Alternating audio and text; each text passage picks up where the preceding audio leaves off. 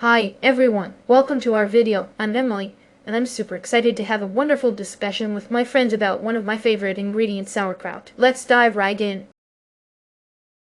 So, there was this one cooking episode where I realized midway that I was out of sauerkraut while preparing a dish that absolutely needed it. I was making a Reuben casserole for a community potluck, which is a hearty dish combining corned beef, Swiss cheese, rye bread, and of course sauerkraut. The Reuben casserole is a twist on the classic Reuben sandwich, and it's always a hit at gatherings. This particular potluck was organized to celebrate the harvest season, and I wanted to contribute something special that showcased my love for using local, seasonal produce. Sauerkraut, for those who might not know, is fermented cabbage that has a distinct tangy flavor and a rich history, especially in German and Eastern European cuisine. I often use it in dishes like sauerkraut soup, pierogies, and even as a topping for sausages. Here in Washington, sauerkraut is quite popular, especially at Oktoberfest events and local farmers markets. When I discovered the sauerkraut shortage, I had to think quickly. Instead of panicking, I decided to improvise by creating a homemade version. I thinly sliced some fresh cabbage, added salt, and quickly massaged it to release the juices.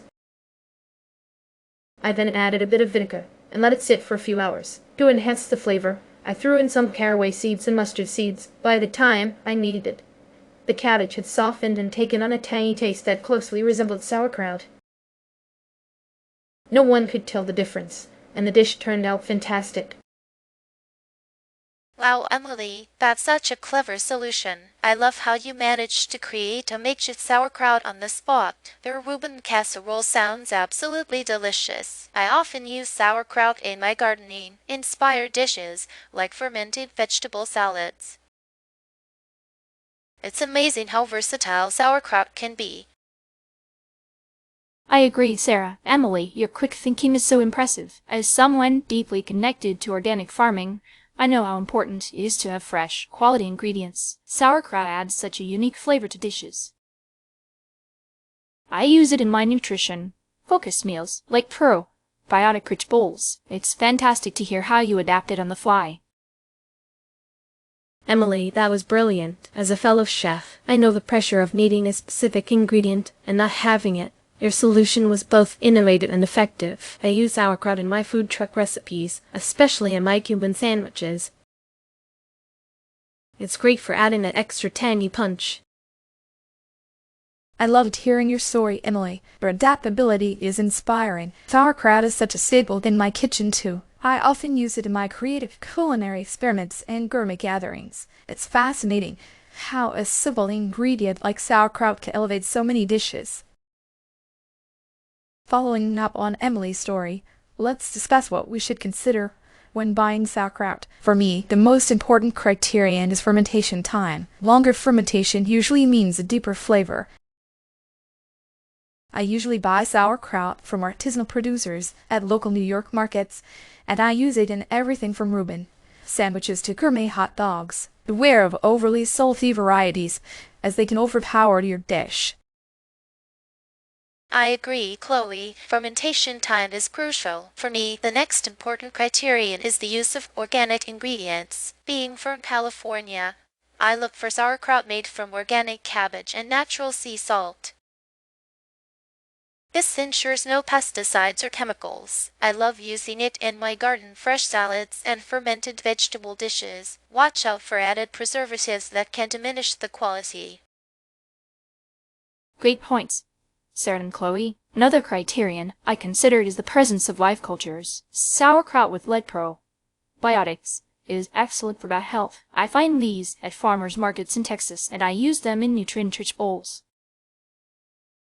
Avoid pasteurized sauerkraut as it kills the beneficial bacteria. Absolutely, Jennifer. For me, the flavor profile is key. I look for sauerkraut with unique spice blends like caraway or dill. It adds an interesting twist to my food truck dishes, like my Cuban sandwiches. Check for added sugars, which call for the authentic taste. I totally agree with all of you. Another critical criterion is texture. I prefer sauerkraut that has a crisp bite rather than being too soft or mushy. It holds up well in dishes like my Reuben casserole. Always check the label for artificial additives that can affect the texture. Speaking of alternatives, if I can't find sauerkraut, I use pickled vegetables. Here in California, we have a variety of pickled veggies like carrots and radishes that add a similar tangy flavor. They're great in salads and wraps. In Texas, we often use kimchi as a substitute. It has a spicy kick and similar fermentation benefits. I love adding kimchi to my green bowls and tacos. It's a bit more intense in flavor compared to sauerkraut, but offers a nice variation. A good alternative in Florida is pickled green tomatoes. They have a tangy and slightly sweet taste that works well in sandwiches and on burgers. I'd use them in my food truck, and customers love the unique twist they provide compared to sauerkraut. Here in New York, I sometimes use giardiniera, which is an Italian pickled vegetable mix. It's perfect for adding a tangy and crunchy element to dishes like suds and salads. It's more complex in flavor, with a variety of vegetables included. In Washington, I like using fermented turnips as an alternative. They have a nice bite and tanginess that complements many dishes. I use them in my pierogies and on top of sausages. While different from sauerkraut, they still provide that fermented goodness. To wrap up our conversation, we discussed various aspects of sauerkraut, including creative ways to manage shortages, essential criteria for purchasing it, and viable alternatives. Sarah talked about organic ingredients. Jennifer highlighted life cultures, Maya focused on unique spice blends, and Chloe emphasized fermentation time and texture. Thank you all for your fantastic insights and contributions. Thanks for joining us today. We hope you enjoyed our discussion and learned a lot about sauerkraut. See you next time and happy cooking!